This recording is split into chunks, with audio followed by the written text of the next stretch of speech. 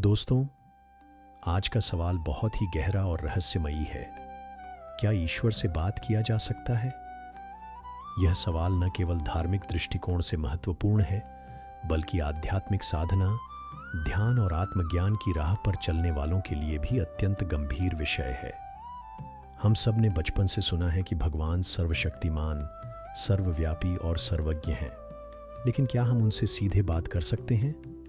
अगर हाँ, तो कैसे? और अगर नहीं, तो फिर ईश्वर हमारे भावों, प्रार्थनाओं और इच्छाओं को कैसे सुनते हैं? आइए इस विषय को विस्तार से समझते हैं। हमारा पहला विश्वास यही है कि ईश्वर कहीं बाहर नहीं बल्कि हर जगह मौजूद हैं। वे हमारे भीतर भी हैं और हमारे चारों ओर भी। शास्त्रों में कहा गया है, ईश्वर सर्वभूताना हृदयेशे अर्जुन तिष्ठति, अर्थात ईश्वर हर जीव के हृदय में रहते हैं। तो जब वह हमारे भीतर ही हैं, तो उनसे संवाद करना असंभव नहीं है। जब हम कहते हैं कि ईश्वर से बात करना, तो इसका मतलब यह नहीं है कि भगवान हमारे सामने प्रकट होकर साधारण मनुष्यों की तरह हमसे बातें करेंगे। ईश्वर से बातचीत का असली अर्थ है अपने हृदय की गहराइयों से प्रार्थना करना, ध्यान में उनकी उपस्थिति को महसूस करना, अपने सवालों के जवाब अंतर्मन की शांति में सुनना। हजारों वर्षों से इंसान ईश्वर से संवाद का सबसे सरल तरीका प्रार्थना मानता आया है। जब हम सच्चे मन से, भावनाओं के साथ प्रार्थना करते हैं, तो ईश्वर हमारे मन की तरंगों को सुनते हैं।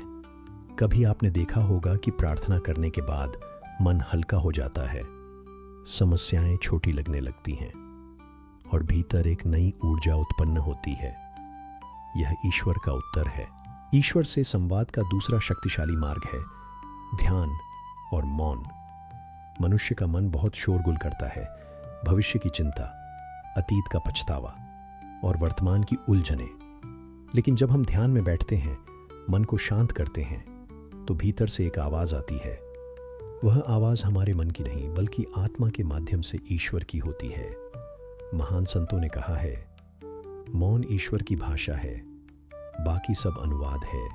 ईश्वर से संवाद का एक और अद्भुत माध्यम है धर्म ग्रंथ, गीता, कुरान, बाइबल, गुरु ग्रंथ साहिब। ये सब ईश्वर के वचन हैं। जब हम श्रद्धा और एकाग्रता से इन्हें पढ़ते हैं, तो ऐसा लगता है जैसे हमारे सवालों का जवाब वहीं लिखा हुआ है, यानी ईश्वर किताबों के माध्यम से हमसे बात कर रहे हों। प्रकृति ईश्वर का ही रूप है। सुबह की ठंडी हवा, सूरज की रोशनी, पक्षियों का कलरव, ये सब ईश्वर के संदेश हैं। अगर हम संवेदनशील होकर इन्हें महसूस करें, तो हमें ईश्वर का सानिध्य हर पल मिलेगा। कई बार समस्याओं से घिरे होने पर जब हम प्रकृति के बीच जाते हैं, तो बिना कुछ कहे ही हमें समाधान मिल जाता है। यही है ईश्वर से बातचीत का अदृश्य रूप। इतिहास गवाह है कि कई संतों, महात्माओं और सूफियों ने ईश्वर से प्रत्यक्ष संवाद का अनुभव किया। मीरा ने कृष्ण से बात की, रामकृष्ण परमहंस ने मां काली से बातचीत की, हजरत मोहम्मद को फरिश्ते जिब्रील के जरिए अल्लाह का संदेश मिला। ये उदाहरण बताते हैं कि ईश्वर से संवाद संभव है, बशर्ते हमारा विश्वास अटूट हो और साधना गहरी। अगर वैज्ञानिक दृष्टिकोण से देखें, तो प्रार्थना और ध्यान मनुष्य की अवचेतन शक्ति को सक्रिय कर देते हैं। जब हम ईश्वर से बात करने की भावना रखते हैं, तो हमारा अवचेतन मन हमें समाधान देने लगता है। मनोविज्ञान कहता है कि ब्रह्मांड की ऊर्जा हमारी सोच और तरंगों को सुनती है, यानी चाहे इसे विज्ञान कहें या ईश्वर, संवाद हर हाल में संभव है। कई लोग पूछते हैं, अगर हम ईश्वर से बात करते हैं, तो उनका उत्तर कहाँ है? उत्तर हमें कई तरीकों से मिलता है। कभी अंतर्मन की शांति से, कभी अचानक मिले किसी विचार से, कभी किसी इंसान की बात से, कभी किसी किताब या उपदेश से, और कभी परिस्थितियों के बदलाव से। यानी ईश्वर सीधे नहीं बोलते, लेकिन हर जगह से उत्तर देते हैं। तो दोस्तों, सवाल का जवाब यही है कि हाँ, ईश्वर से बात की जा सकती है, लेकिन इसके लिए ज़रूरी है कि हम विश्वास रखें, सच्चे मन से प्रार्थना करें, ध्यान और मौन को अपनाएं धर्म ग्रंथ और प्रकृति से जुड़ें।